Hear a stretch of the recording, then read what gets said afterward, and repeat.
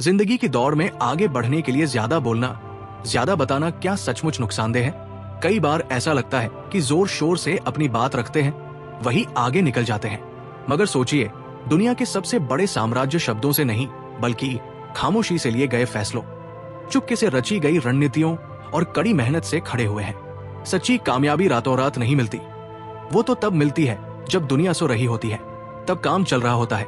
कितने लोग हैं जो बड़े बड़े सपने देखते हैं, हर किसी को अपनी योजनाएं बताते हैं, लेकिन सालों तक उसी जगह जमे रहते हैं। उनका जोश तो देखने लायक होता है, हर बात बारीकी से बताते हैं, क्या करेंगे, कैसे करेंगे, कब करेंगे, पर सपनों को जीने से ज्यादा वह उन्हें कहानियों की तरह बयां करने में वक्त गवा देते हैं। बोलना जरूरी है, पर यह समझना जरूरी है कि सिर्फ बोलने से काम नहीं चलता।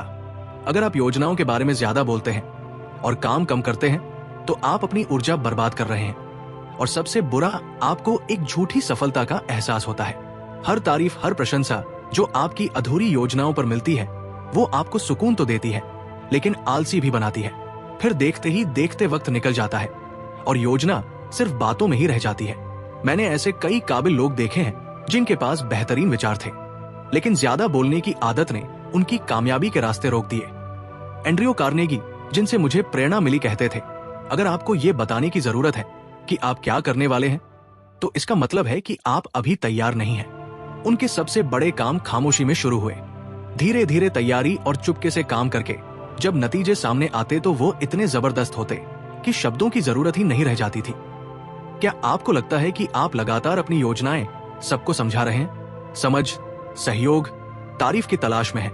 क्या आप किसी काम को इसलिए टालते हैं क्योंकि आपने अभी तक किसी को नहीं बताया है या मौका देख रहे हैं?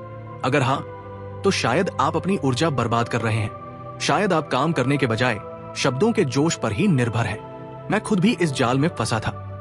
एक छोटे से अखबार में रिपोर्टर के तौर पर काम करते हुए मैं एक ऐसी किताब लिखने का सपना देखता था जो लोगों की जिंदगी बदल दे। मैंने अपनी योजना एक दोस्त को बताई। उम्मीद थी कि उसे समर्थन मिलेगा, पर क्या मिला? मजाक उड़ाया गया। ये बहुत दुखदाई था। महीनों तक मैंने उस सपने को छोड़ दिया, सिर्फ बातें करता रहा, शुरू करने की हिम्मत नहीं जुटा पाया। तब तक दूसरे जो खामोशी से काम कर रहे थे वो काम पूरा कर चुके थे जो मैंने शुरू भी नहीं किया था। उसी दिन मैंने एक नियम बनाया जिसने मेरी जिंदगी बदल दी। हर नए विचार पर, उसके बारे में किसी से बात करने से पहले कम से कम एक कदम जरूर उठाऊंगा। चाहे वो पहला पैराग्राफ लिखना हो, पहली फोन कॉल करना हो या कुर्सी से उठकर पहला कदम उठाना हो। इससे मेरी वो ऊर्जा बच गई जो मैं दूसरों को समझाने में गवा रहा था। और सबसे महत्वपूर्ण, मैंने अपने कामों से खुद को मनाना शुरू कर दिया। याद रखिए, जितना ज्यादा आप अधूरी योजनाओं के बारे में बोलेंगे उतना ही आपको ये भ्रम होगा कि आप तरक्की कर रहे हैं, और ये भ्रम अनुशासन को खत्म कर देता है। कई लोग मुझसे लिखते हैं, काम करने से डर लगता है कहीं गलत ना हो जाए। ये डर यही डर था जिसने मुझे सालों तक अपने विचारों को छापने से रोका था। लेकिन मैंने सीखा कि काम करने में मिलने वाली नाकामी सिखाती है, लेकिन सुस्ती में नाकामी कुछ नहीं सिखाती। कोशिश करके अगर आप गलती करते हैं तो कम से कम आपको अनुभव मिलेगा, सीख मिलेगी, लेकिन सिर्फ बातें करने से कुछ नहीं मिलेगा। ज्यादा लोग मानते हैं कि काम करने के लिए प्रेरणा चाहिए होती है, लेकिन सच इसके उलट है। काम करने से ही प्रेरणा मिलती है।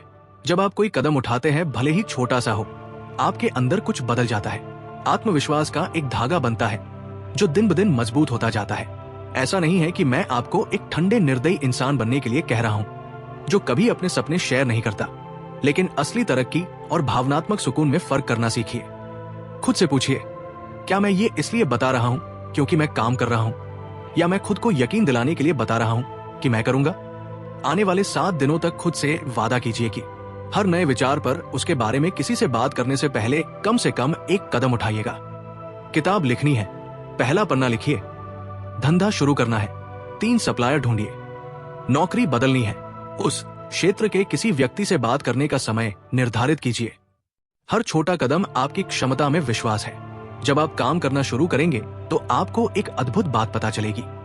लोग आपकी तरफ ध्यान देने लगेंगे, भले ही आप कुछ ना बोले, क्योंकि दुनिया आपकी कामयाबी की आवाज को आपकी योजनाओं के शोर से ज्यादा ऊंचा सुनती है। याद रखिए, जो काम में व्यस्त रहता है उसे खुद को सही साबित करने का समय नहीं मिलता, और जो ज्यादा खुद को सही साबित करता है वो कम ही कुछ बना पाता है।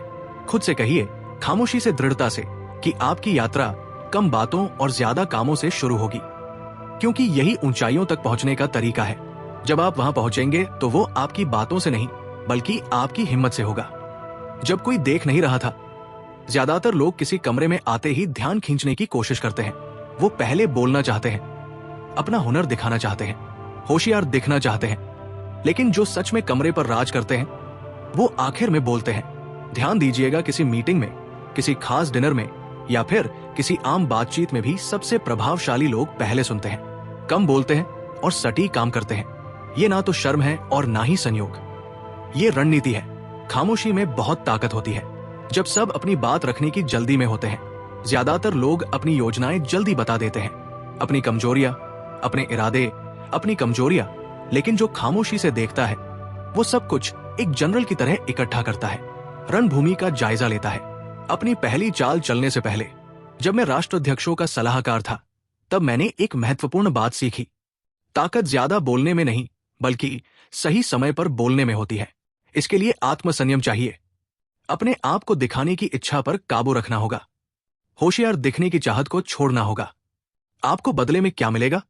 जानकारी, रणनीति, उच्चता। 1933 में फ्रैंकलिन डेनो रूजवेल्ट अमेरिका के सबसे बड़े आर्थिक संकट का सामना कर रहे थे। उस उथल पुथल में उन्होंने मुझे सलाह देने के लिए बुलाया था। मुझे सबसे ज्यादा उनकी खामोशी से सुनने की क्षमता प्रभावित करती थी। भले ही सलाहकार चिल्ला रहे हो, दबाव में भी वो जल्दबाजी नहीं करते थे।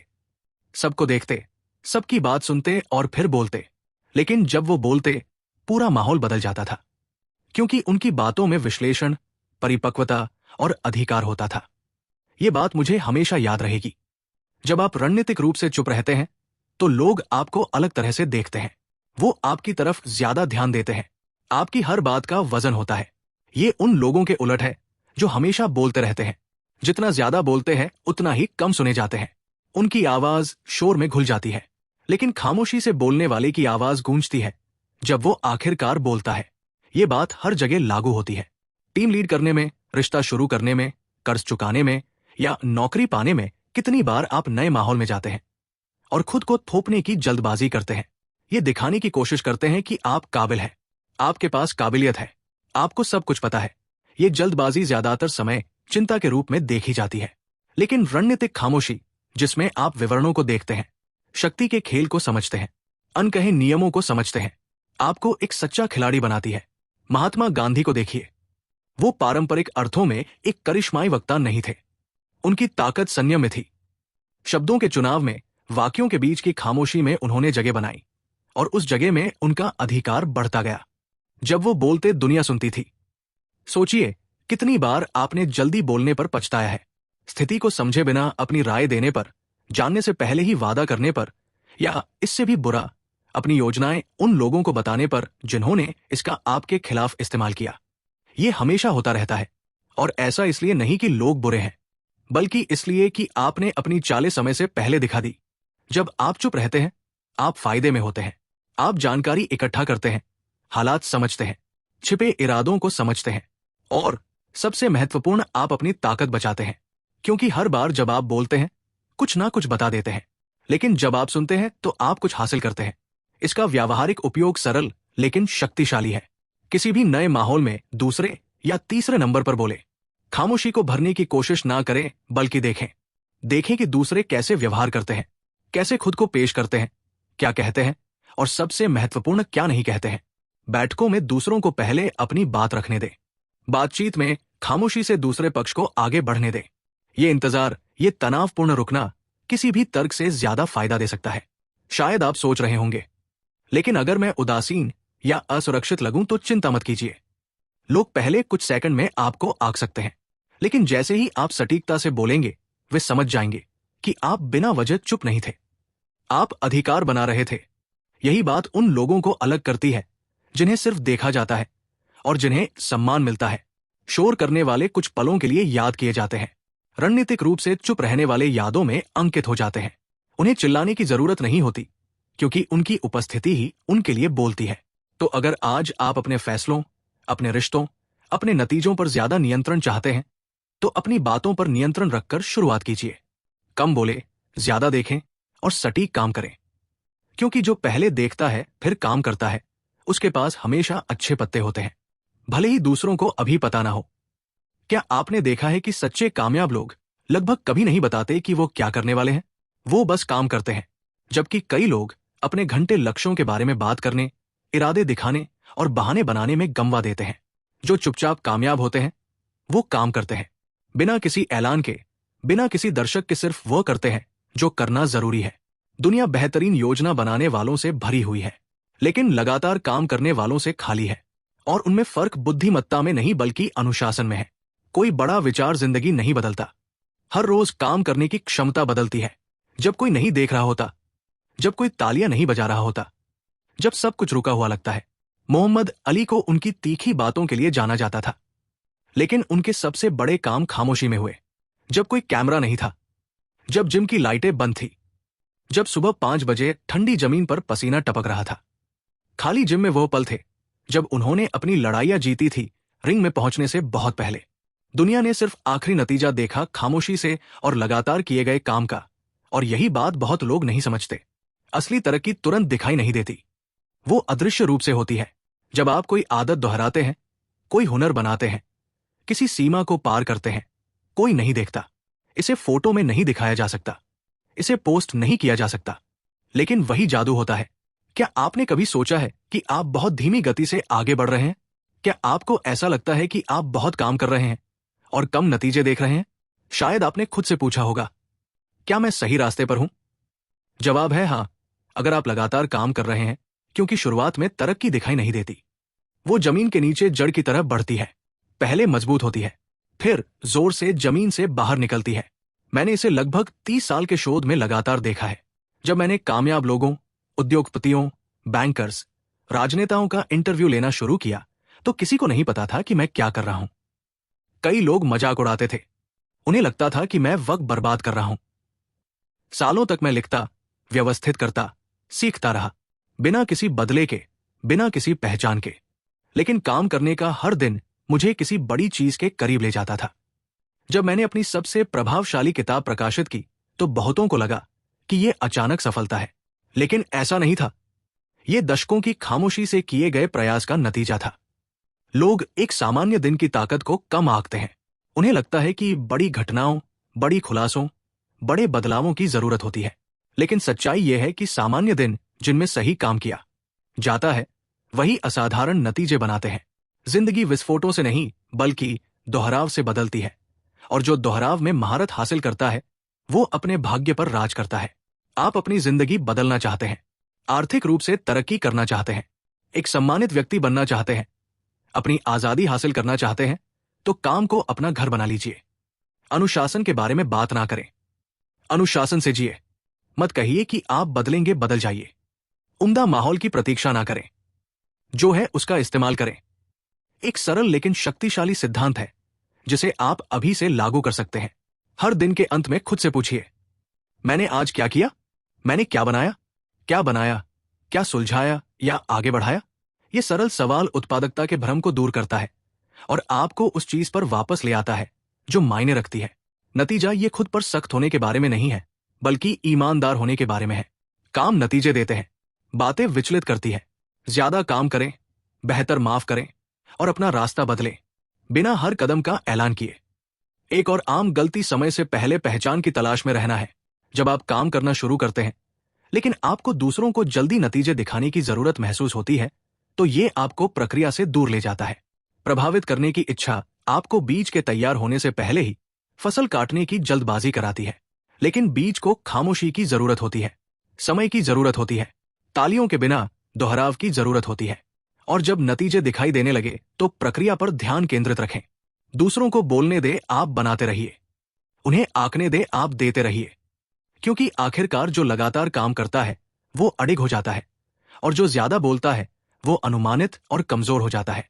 याद रखिए, इतिहास के महान निर्माता Henry Ford, Thomas Edison, Wilbur right जैसे लोग सम्मानित होने से पहले सालों तक अनदेखा रहे। वे महत्वपूर्ण दिखने की कोशिश नहीं कर रहे थे, वे महत्वपूर्ण होने में व्यस्त थे। अगर आज आपको लगता है कि आपकी जिंदगी आपकी क्षमता से कम है, तो अपनी पहुंच के काम से शुरुआत करें। बाहरी माहौल सब कुछ नहीं बदलता, रोजाना अदृश्य दृढ़ काम करता है। जब कोई नहीं देख रहा होता, क्योंकि ठीक वही आपकी नई कहानी शुरू होती है। इसे एक चुनाव बना लीजिए। दूसरों को बोलने दीजिए, दूसरों को इंतजार करने दीजिए। आप काम करेंगे और जब वे ध्यान पाने की कोशिश करेंगे तो आप एक विरासत बनाएंगे, एक दिन में, खामोशी में, लेकिन ऐसे असर के साथ जो पीढ़ियों तक गूंजता रहेगा।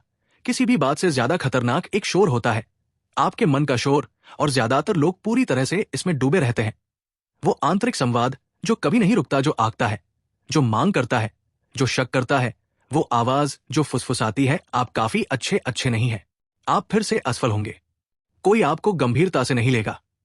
ये दूसरों के लिए खामोशी में है, लेकिन अंदर से बहरा करने वाला है, और अगर आप इस पर काबू नहीं पाते तो ये आपका सबसे बड़ा दुश्मन बन जाएगा। मैंने इस तरह की आवाज कई बार सुनी है, जितना मैं स्वीकार करना चाहूंगा उससे ज्यादा। जब मैंने सफलता पर अपना शोध शुरू किया तो कोई गारंटी नहीं थी, कोई प्रकाशन घर मुझे नहीं जानता था, कोई विश्वविद्यालय मुझे धन नहीं दे रहा था। सिर्फ मैं, मेरी डायरी, मेरी टाइपराइटर, और वो लगातार सवाल गूंज रहा था, क्या ये सब कुछ काम आएगा? शक लगातार बना रहा, और वो तर्क, सावधानी, सामान्य समझ का वेश धारण कर रहा था। लेकिन वो डर था, डर जो तर्क का वेश धारण कर रहा था। और डर हमेशा उन लोगों के मन में जोर से बोलता है जो बढ़ने की कोशिश कर रहे हैं। लेकिन मैंने जो सीखा, और मुझे जबरदस्ती सीखना पड़ा, वो ये है कि इन आंतरिक आवाजों को जबरदस्ती चुप नहीं कराया जाता, बल्कि काम और अनुशासन से चुप कराया जाता है। आप जो लगातार करते हैं उसकी ताकत आप जो चिंता से सोचते हैं उससे ज्यादा होती है। महत्वपूर्ण खामोशी सिर्फ बाहरी खामोशी नहीं है, वो है जो आप अपने अंदर हासिल करते हैं। वो पल जब आप अंदर देख पाते हैं और अपनी खुद की बहानेबाजी की गूंज नहीं सुनते।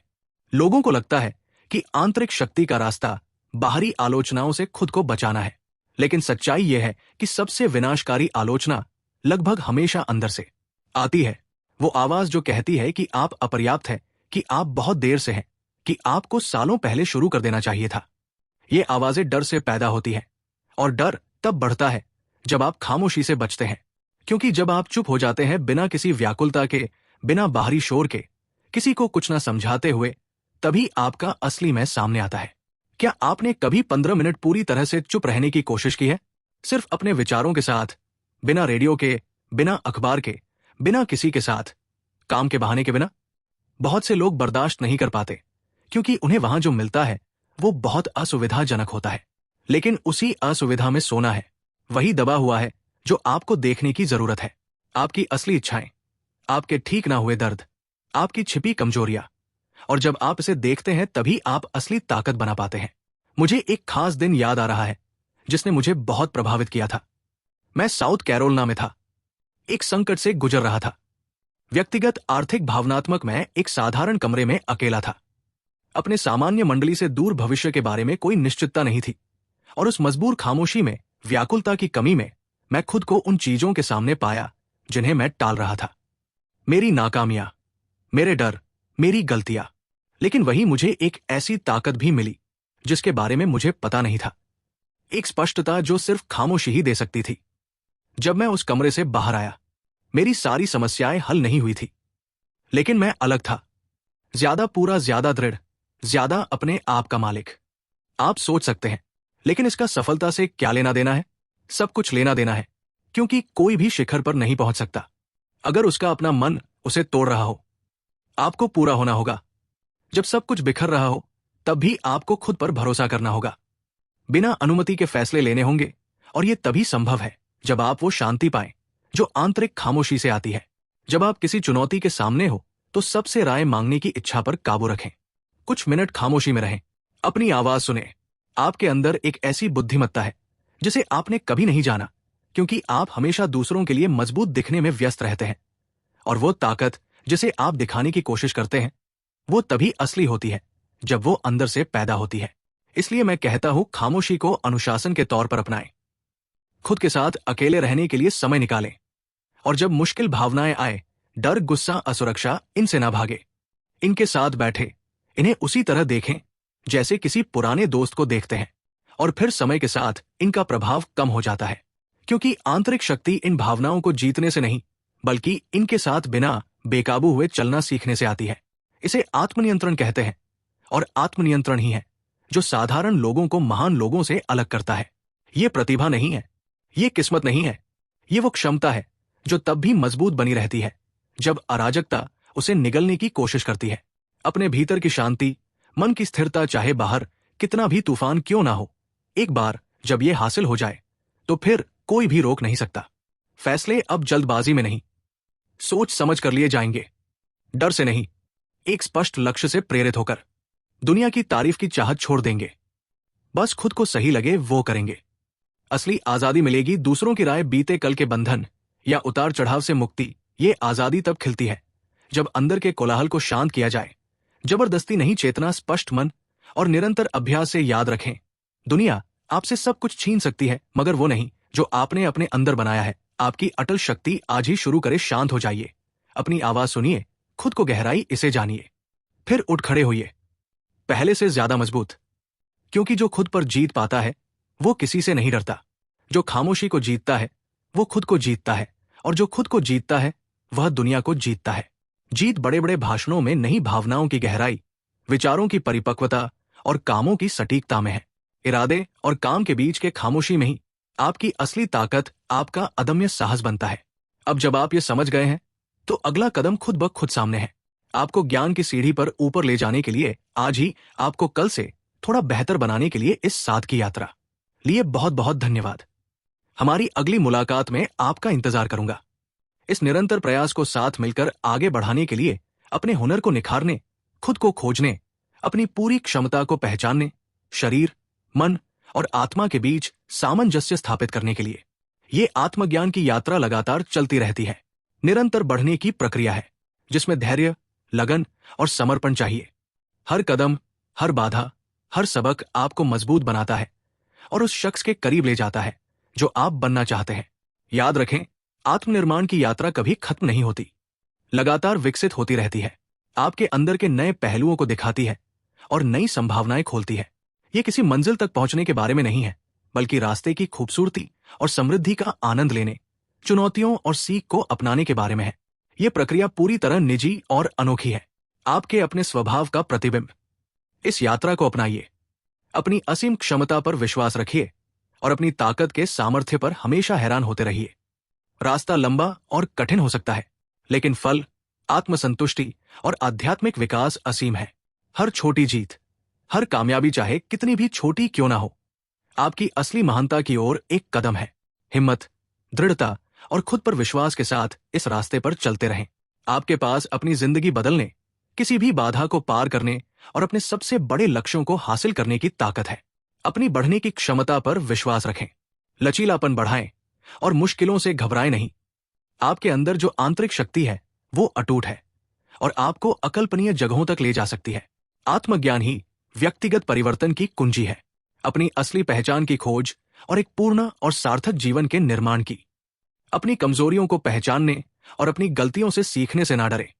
आत्मज्ञान की यात्रा आत्म खोज और आत्मस्वीकृति की एक प्रक्रिया है जो आपको विकास और व्यक्तिगत उपलब्धि के लिए एक मजबूत आधार बनाने में मदद करेगी। कि